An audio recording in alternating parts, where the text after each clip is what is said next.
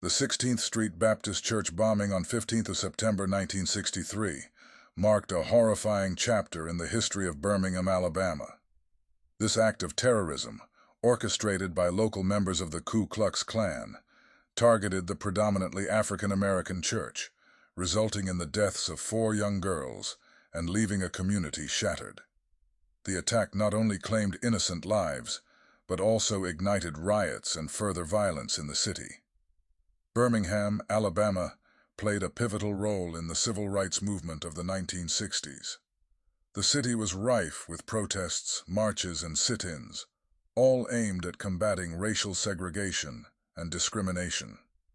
However, these peaceful demonstrations were often met with hostility, police brutality, and acts of violence from white citizens.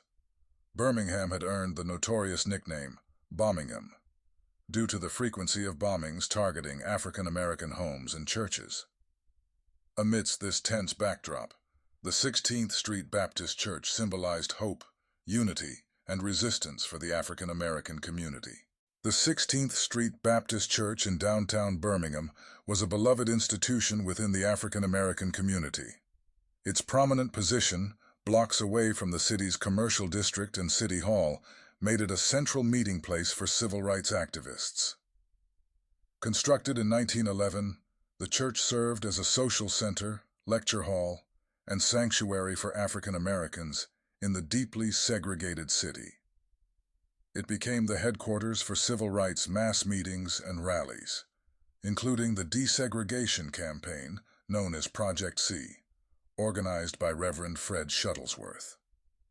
The 16th Street Baptist Church had long been a target for white supremacists who sought to intimidate and suppress the civil rights movement. The church's involvement in the protests and its significance as a rallying point for activists made it a prime target for those opposed to desegregation. Bomb threats were frequently called into the church, disrupting civil rights meetings and regular Sunday services. Despite the resistance from some congregation members, the church stood firm in its commitment to the cause, joining forces with the Southern Christian Leadership Conference, SCLC, and actively participating in the demonstrations. On the fateful morning of 15th of September 1963, the 16th Street Baptist Church was filled with anticipation and excitement. It was Youth Day, and young girls dressed in their Sunday best gathered in the basement restroom, joyfully chatting about their experiences at the start of the new school year. Little did they know that their lives would be forever changed in moments. At approximately 10:22 a.m., a bomb planted beneath the church steps detonated, causing a devastating explosion. The blast reverberated through the church, shattering stained glass windows, collapsing walls, and engulfing the interior in smoke and debris. Congregants, caught off guard, were knocked to the ground, desperately seeking shelter under pews and shielding each other from the falling rubble. Amidst the chaos and confusion, 4 young girls, Addie Mae Collins, Denise McNair, Carol Robertson, and Cynthia Wesley, lost their lives in the basement restroom where they had sought refuge. Another young girl, Addie Mae's sister, Sarah Collins, survived but tragically lost her right eye. The news of the 16th Street Baptist Church bombing spread like wildfire, sending shockwaves throughout Birmingham, the nation, and the world. The senseless deaths of 4 innocent girls struck a chord and galvanized the civil rights movement. Reverend Martin Luther King Jr., upon hearing of the bombing, sent a telegram to Alabama Governor George Wallace, a staunch segregationist, holding him accountable for the bloodshed of the young victims.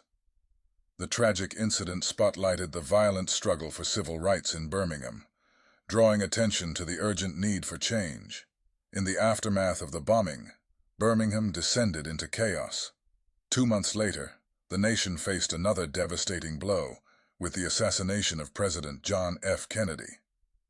These events plunged the country into a state of national grief and mourning, further fueling the determination to push for civil rights reform.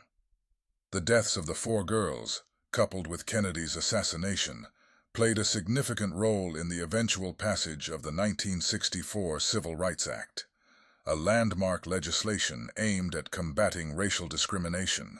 The FBI immediately launched an investigation into the 16th Street Baptist Church bombing. While they identified 4 primary suspects, including Thomas Blanton, Robert Chambliss, Bobby Frank Cherry, and Herman Cash, it would take several years for justice to be served. The initial investigation in the 1960s was met with reluctance from witnesses and a lack of admissible evidence. However, in 1971, Alabama Attorney General Bill Baxley reopened the case, seeking cooperation from witnesses and uncovering evidence hidden by the FBI under the orders of J. Edgar Hoover. In 1977, Robert Chambliss became the first suspect convicted of murder in connection with the bombing. It would be decades before the other suspects faced trial. In 2001, Thomas Blanton was convicted and sentenced to life in prison, followed by Bobby Frank Cherry's conviction in 2002. Unfortunately, another suspect, Herman Cash, passed away in 1994 before facing prosecution. The tireless efforts of investigators, prosecutors, and the survivors' families brought some measure of closure, although the scars left by the tragedy would forever remain.